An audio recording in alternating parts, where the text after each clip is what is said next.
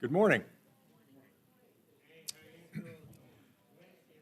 I'm a little rusty with the technology, but I'm going to try to work through the presentation I have here as we study a little bit about Christians working in a stressful workplace.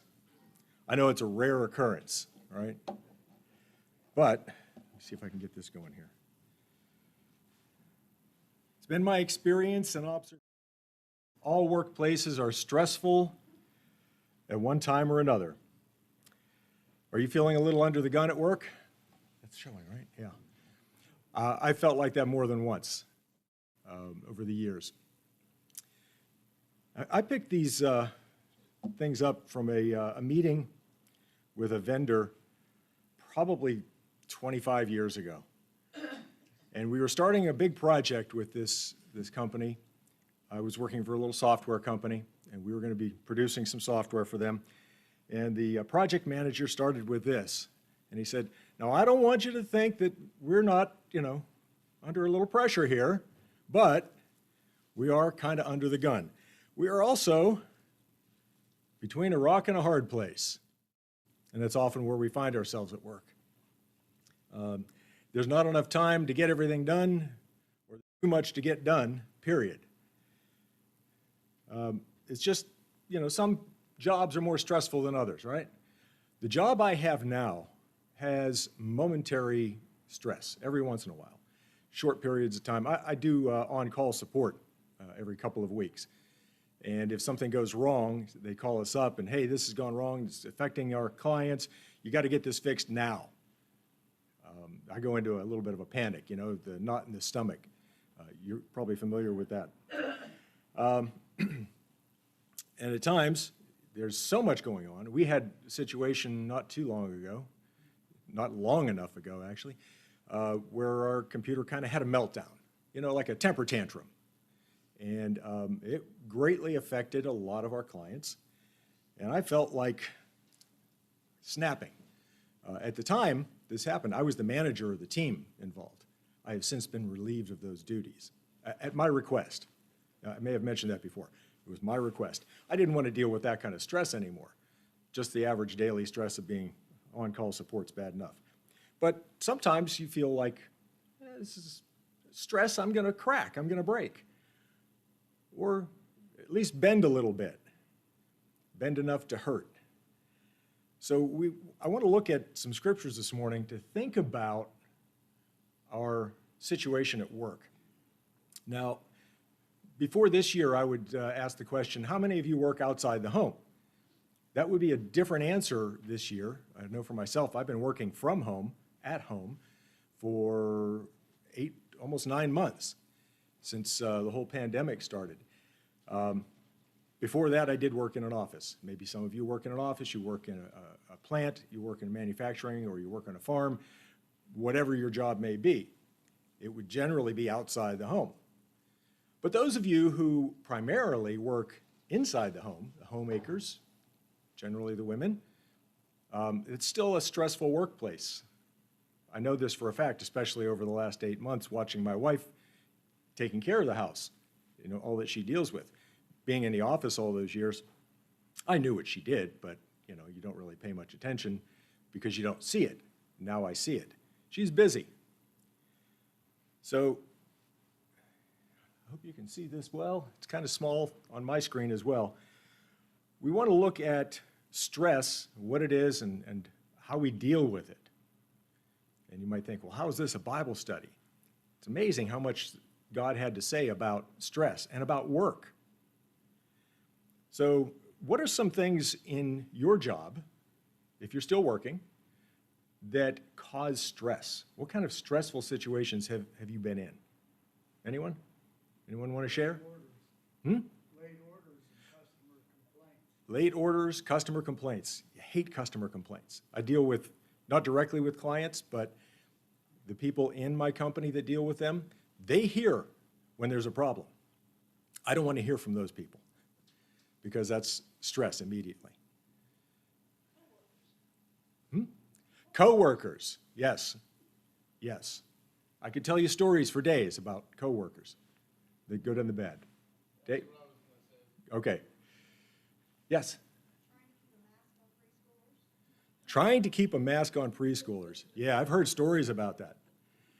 I'm amazed that that works at all. My younger daughter has a preschooler trying to be in preschool.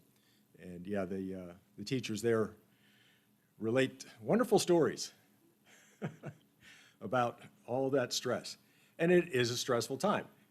You know, as soon as somebody gets a little sniffle, a little cold, they're on high alert, and you have to clean, you have to shut down maybe for a week or so. There have been several occasions where they thought somebody was positive with the virus, and in one case somebody was positive with the virus. That kind of thing adds a lot of stress to your job too. One of the reasons that my company decided not to continue with in-person work, since we have the technology to work from home, is because we didn't want that additional stress. There were some people I work with who have health conditions that they're really worried about getting even the flu, let alone COVID-19. So that all kind of adds a lot of stress as well. Did that thing go back on me again? Here we go. What about anybody else? Any other examples? Yes, sir. Not having product to work with? Yeah, not having the product to work with. You've got orders, but you need the supplies, and you can't fill it. All kinds of things can add stress. And well, we can see here the dictionary discussion on, or definition of stress. But I think we all kind of know what it is. Let's see if I can read some of this.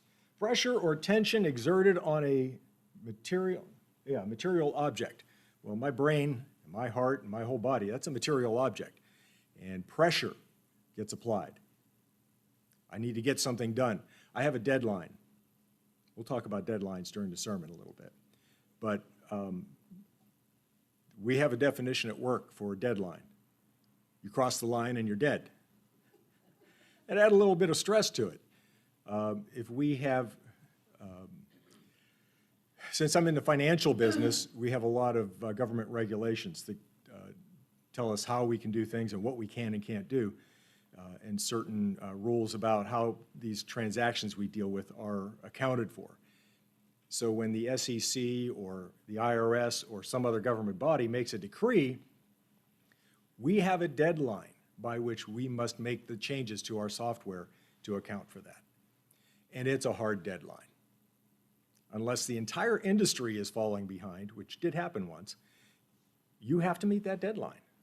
Even if it means 60, 70, 80 hours of work for 2 months straight. Every week, that's what it takes. You got to meet the deadline. And that's stressful. It puts a lot of stress on your body, your mind, your family.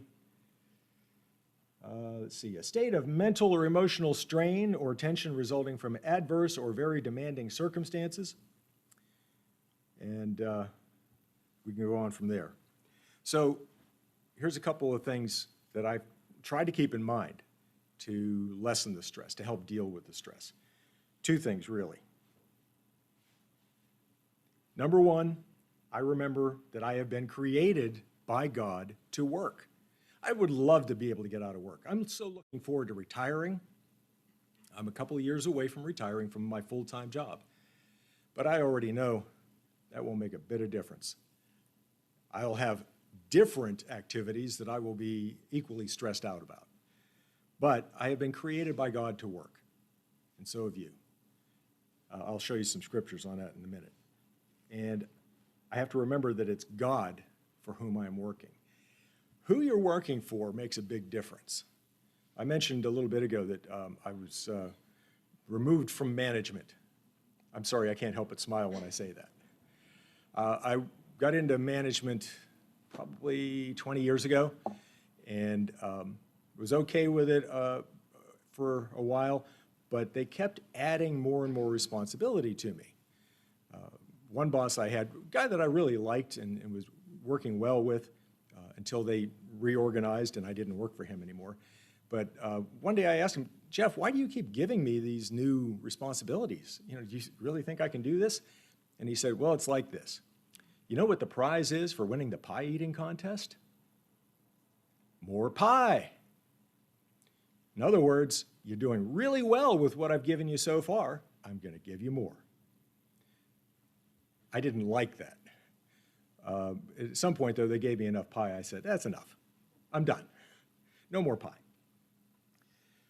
But I had, let's see, Jeff, after him was, actually when we reorganized, I had nobody as a boss directly.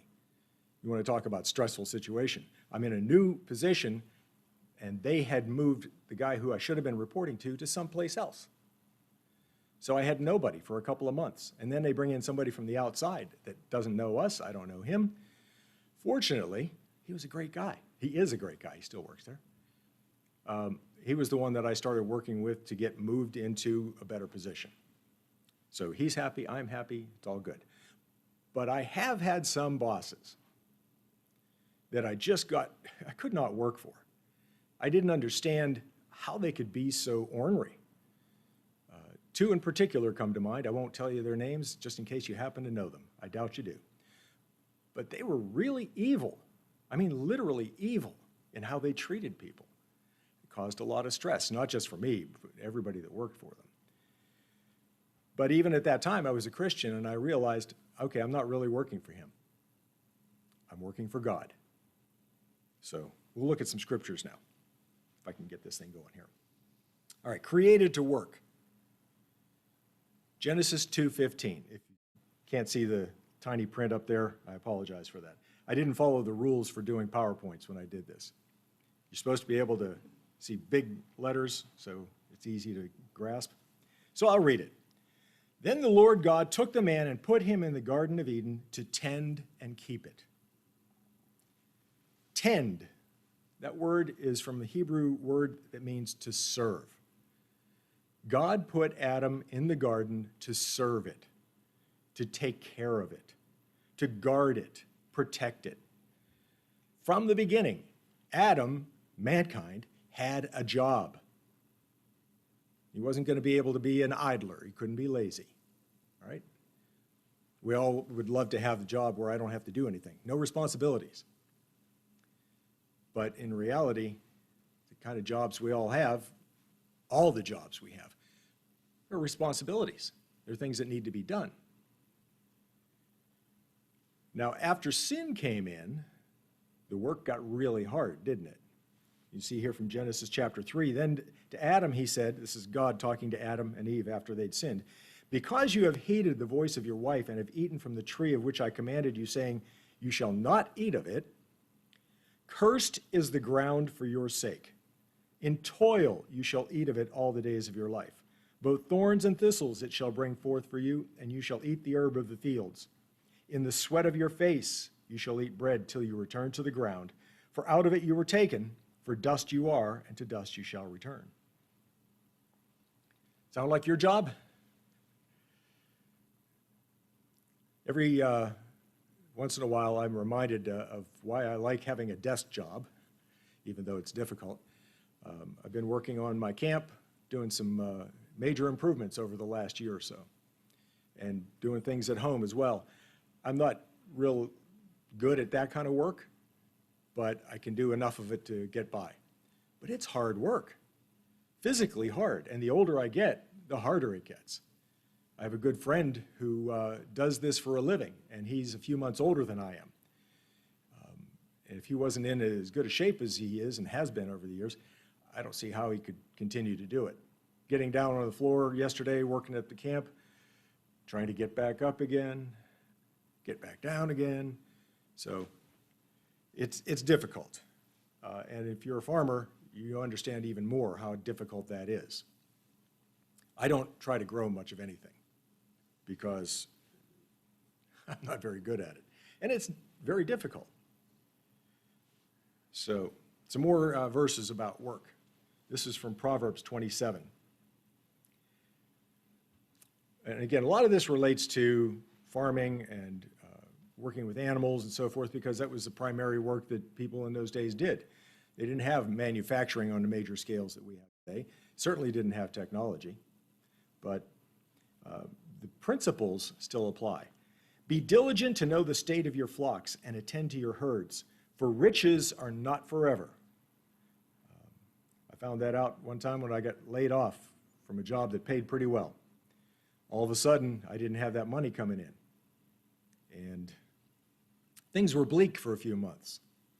If you've been through that situation, you understand. You have to pay attention. You have to look after things because riches are not forever. Nor does a crown endure to all generations. When the hay is removed and the tender grass shows itself and the herbs of the mountains are gathered in, the lambs will provide your clothing and the goats the price of a field. You shall have enough goat's milk for your food, for the food of your household and the nourishment of your maidservants. And then also from Proverbs 22, do you see a man who excels in his work? He will stand before kings. He will not stand before unknown men. Just a couple of verses to help us remember that hard work is necessary. It pays off, but there's not a point where that ends and you just sit back and relax. Remember the rich man that Jesus talked about? What did he say? He had his barns filled, he had an overflowing crop. He said, I'm going to kick back and take it easy. And God said, you will not be kicking back. You will not be here. So, although I might look forward to retirement and easing up on certain things, again, I know work continues of one kind or another. And if Social Security goes away or the stock market goes belly up, both of which could happen, I guess, in theory, I've got to go back to work. Oh, well, that's what you have to do. It's what we're made to do. But we have to remain diligent in that work. Food, clothing, and shelter don't just appear out of nowhere, right? You have to work. And when you are working to provide for your own stuff, like when I was a teenager, my parents still provided everything for me. I thought, oh, this is great. Then I started working and having to buy my own stuff, clothing and so forth. And I realized very quickly, I can't keep buying even the quality of clothes my parents bought me because I don't have that much money. So you have to be diligent. You have to keep working at it. Let's see, what else we have here? More about work. This is from Ecclesiastes. I'll just jump to the bottom line. The writer of Ecclesiastes is kind of going through all of the things that we have in this life and all the things we pursue, and then he concludes it with verse 11. Then I looked on all the works that my hands had done, and on the labor in which I had toiled, and indeed all was vanity and grasping for the wind. There was no profit under the sun. You can work and work and work and maybe still have nothing to show for it. So if you're working just to attain things, you're fighting a losing battle, aren't you? So work for the sake of work is vanity. Work to just get things is vanity. But we need to have this attitude about work. Ecclesiastes, make sure I'm still on the right page. Ecclesiastes, chapter 9 and verse 10. Whatever your hand finds to do, do it with your might, for there's no work or device or knowledge or wisdom in the grave where you're going. While we're here, we're supposed to be working. Whatever it is we find to do, whether we like it or not, we're supposed to be working. In the New Testament, Paul tells the Ephesians, and thus us, let him who stole steal no longer, but rather let him labor, working with his hands what is good, that he may have something to give him who has need. Everybody has to work, if you can, at something, doing something. There are many things that need to be done. So all these scriptures together, and this isn't even all of it, says we're supposed to be working. If we remember, as I said earlier, who we're working for, might make it a little bit easier to get by. I had a conversation with a coworker recently. He's going through a lot of stress with the project that he's on. And he's a good man, good worker, sees clearly what needs to be done where others often don't. So I was amazed that he reached out to me for advice because I'm always looking to him. But he said, Scott, they're just not listening to the things I'm telling them until months later. And then all of a sudden, they realized, oh, we should have been doing what Kent said to do. And he said, the pressure's getting to me here, and I don't think we're getting anything done. We're not getting anywhere, and we're not going to meet any deadlines. What do I do? Well, I had this lesson in mind when I was talking to him, and I said, remember, first of all, you know, he also believes in Christ. He said, you know, we have to work. It's what we do. And he's a hard worker. He understands that. But keep in mind, you're not working for our company. You're not working for your boss. You're not working for the project manager. You're not working for your fellow workers. You're working for God. So when you feel that you can no longer do any good to make God happy, to be pleasing in God's sight in that particular job, maybe it's time to move on and find some place where you can be useful, where you can do some good. I've been through that thinking so many times over the years. I keep thinking, well, should I stay? Should I go? A couple of companies I've left. A couple of companies decided I was leaving. Like I said, I got laid off once, downturn in the business. But I was always looking for some place to be able to do some good, whatever it might be. So we have here this thought from Paul to the Ephesians in chapter 6. He's talking to bond servants. Now, some people, we had the lesson here a couple of weeks ago, I think, last time I was here, about slavery. Much of what the Bible has to talk about isn't that kind of slavery that we might know of from our history, but some of it's not too far off. But bond servants in the time of Paul were fairly common. They were people who had no money of their own necessarily, but could work and were willing to do work for someone who did have money and had need of some work to be done, whether it was taking care of the house, taking care of the flocks, making things for them, whatever it might be. And they would attach themselves to this person, and they would be their bondservant. Sometimes they were made bondservants because they owed money. Whatever the case, they have a choice.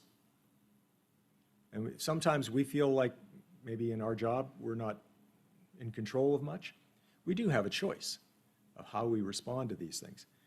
Bondservants, be obedient to those who are your masters according to the flesh, with fear and trembling, in sincerity of heart, as to Christ. Not with eye service, that means just to look good, as men pleasers. We mentioned about coworkers being stressful. That right there is one of the things that makes it difficult in a lot of work situations. You have a coworker who's just trying to look good. And sometimes they try to look good by making you look bad. You had that situation? I've had it more than a few times. I have it right now. I have a coworker who I need to work closely with who is full of pride and often does and says things to make others, in particular me, look bad. I used to worry about those kinds of things. Not so much anymore. I figure at this point, if they fire me, I'm almost out the door anyway. What's the big deal? But I also know better. I know not to worry about what he's doing. I've realized over the years, especially of being a manager, the managers know it. They see it and they know it. If they don't, they're not a very good manager, right? So don't worry if somebody is appearing to undermine you or they're just trying to look good to the boss.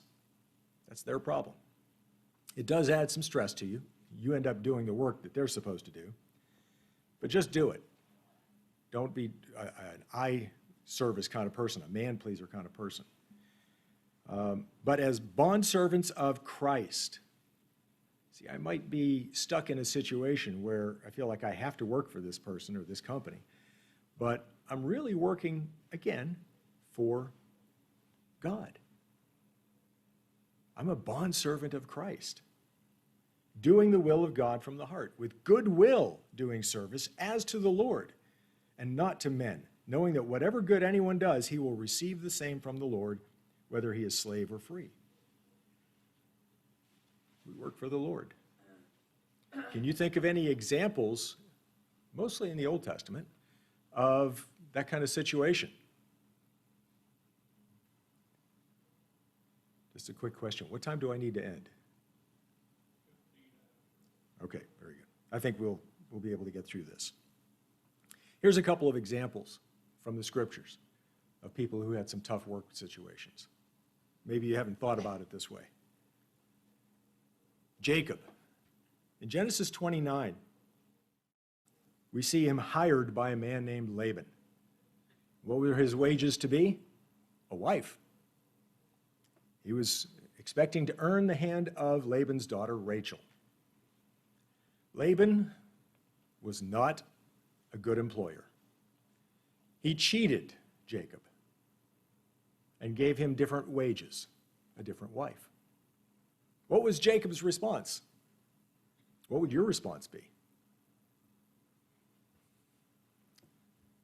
There's a time in my life where my response would not have been Christ-like at all. But we see how Jacob responds to this. He went ahead and worked the other 7 years to get Rachel. And he took Leah as his wife. He put up with the shenanigans of his father-in-law, who was first his employer, then his father-in-law. And working for family is often a very stressful situation too, because you want to love them, but sometimes you can't quite get along. So he works for another 7 years, and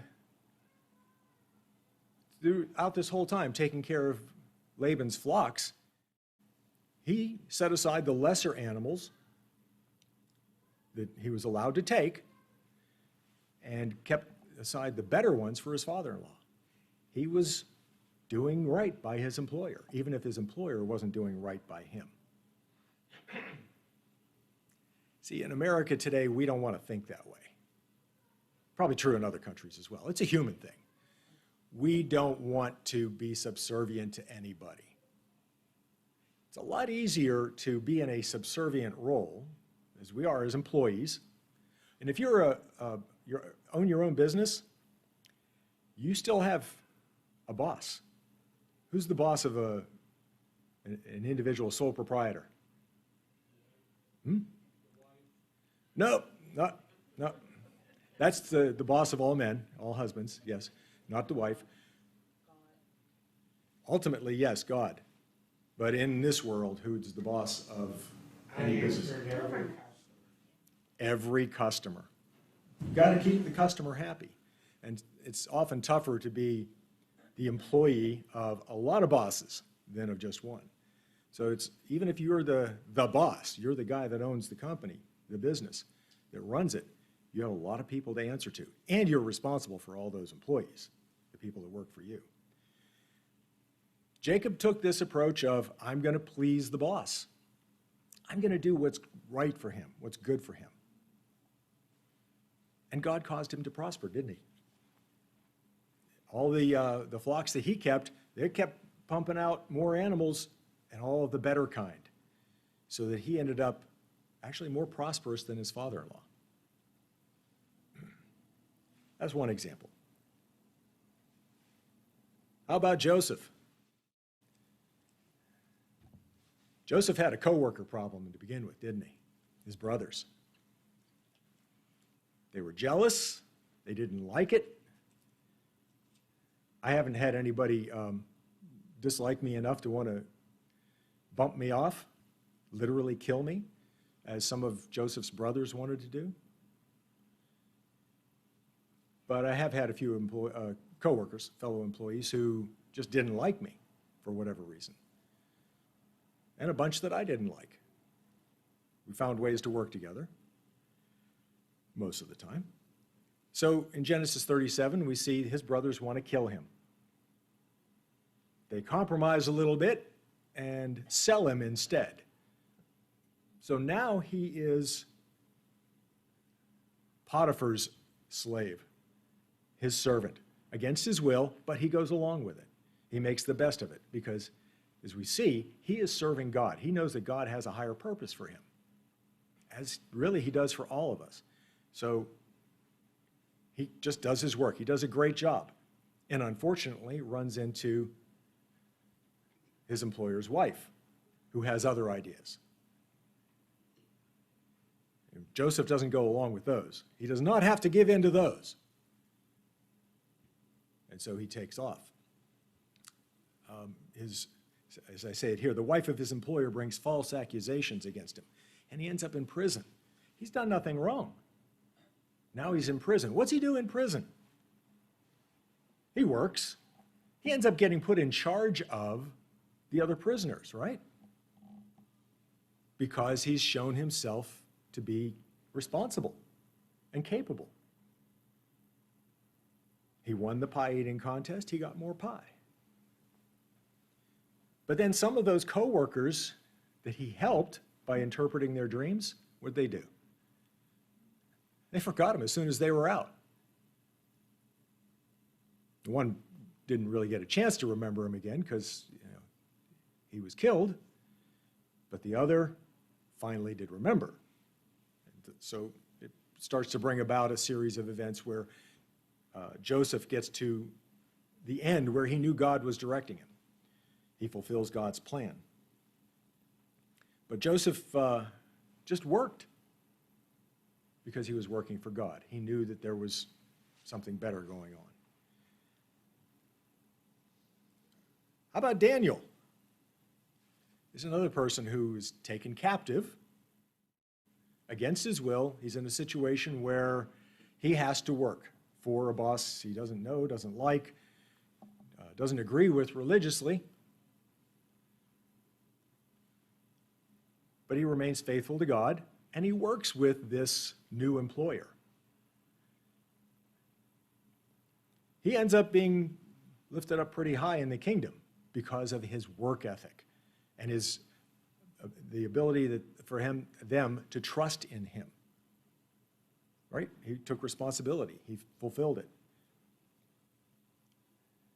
When threatened with death, he takes on an impossible task. In chapter 4, we see him working for, as I say here, a crazy man, Nebuchadnezzar. This guy was so full of himself, he literally ends up going crazy. God drives him out. Daniel's still working for him. So Daniel's taking care of things while the king is out grazing. And finally, we see Daniel working for what I call here a party hound. I have one of those moments where I completely forgot the guy's name. But anyway, you know who I mean, in Daniel chapter 5. And Daniel works for him. Doesn't like him. Doesn't do anything that would go against God's will, but he does what this boss asks. And he tells him, here's what this means. You're not going to like it, but this is what it means. We want to be the kind of employees or workers, let's put it that way. We want to be the kind of workers like these guys were. And there were numerous others, and women that we see working throughout. In Proverbs, the end of Proverbs, we read about the virtuous woman. She's a hardworking woman. She's not just working for her husband and her family. She is working for her community. She's making a little bit of money. She's taking care of things. She's on top of things. This is the hardworking kind of people that God wants us to be, regardless of our circumstances. So all these people trusted in God. They didn't seek to please themselves. They understood, I'm here to work. I'm working for God. That doesn't make stressful situations go away. It makes us able to deal with the stress. I'm not worried about whether my boss likes me or not. I'm not worried about whether I'm going to get a good review. I'm not worried about whether I'm going to be promoted or not, especially now. I'm not worried about whether I get a raise or not. I've never asked for a raise, never asked for anything, except for one time I asked for an opportunity to do a certain job. And they gave it to me, and 20 years later I said, okay, that's enough. Thank you very much, you can take it back. But I just worked, didn't worry about anything. God's taking care of me. I am not wealthy. I am not poor. What happened to my screen? Oh, there it is. I'm not good with technology, despite the fact that I work in a technology business. I didn't worry about those things. And the people that I know that have taken that same approach, they all likewise have done well in terms of their inner peace, in terms of their relationship with other people, not necessarily in the job. Again, those coworkers that are there to undermine you, they might just undermine you right out of a job. As Jesus said to his disciples in a different context, shake the dust off your feet and move on. Don't worry about it. They didn't seek to please themselves. Boy, this thing's just acting all crazy on me. Okay, so here's something I didn't make up. I borrowed this from somebody. Stress makes you believe that everything needs to happen right now. Deadlines, remember? Faith assures you that everything will happen at the right and perfect time, in God's time. And I think of Joseph in particular with that thought of he just trusted in God. Must be my hand motions that's making that thing jump. He just trusted in God. He didn't worry about things. He just trusted in God. He had faith. So, let me close with this from Proverbs 3, verses 5 through 12. Trust in the Lord with all your heart, and lean not on your own understanding. Putting this in the context of work made it so much easier for me over the years to not worry about those things and not be stressed out. I didn't worry about a career. In all your ways, acknowledge him, and he shall direct your paths. Do not be wise in your own eyes. Fear the Lord and depart from evil. It will be health to your flesh and strength to your bones. Honor the Lord with your possessions, which we get from our jobs, and with the first fruits of all your increase. So your barns will be filled with plenty, and your vats will overflow with new wine. My son, do not despise the chastening of the Lord. As sometimes happens, things don't always go well in our jobs, in our families, when we have stress. Do not despise the chastening of the Lord, nor detest his correction. For whom the Lord loves, he corrects, just as a father the son in whom he delights. If we remember that we're supposed to be working and that we work for God, it gets a lot easier. And that's all I have to say on the subject. And there it says, end of slideshow. Click to exit.